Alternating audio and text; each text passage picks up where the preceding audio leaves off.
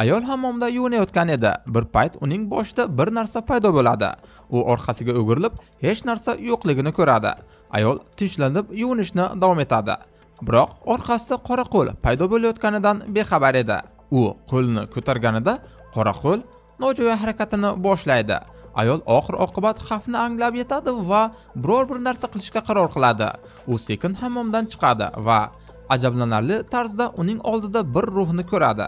Ayol yuqoriga qarab ruhini unga yaqinlashayotganini anglaydi va qo'rqib ketadi. Yaxshiyamki, ruh shoshilib yiqilib qoladi.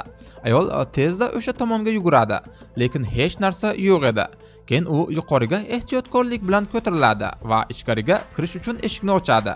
U mayda chiroq bilan u yerni ko'radi. Atrofda to'shaklar bor edi.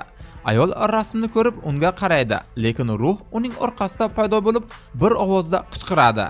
Ayol qo'rqib ketadi va ruhning qo'lini kuydiradi. Ayol yashirinadi, lekin yana tepaga ko'tarilganida ruh yo'q edi.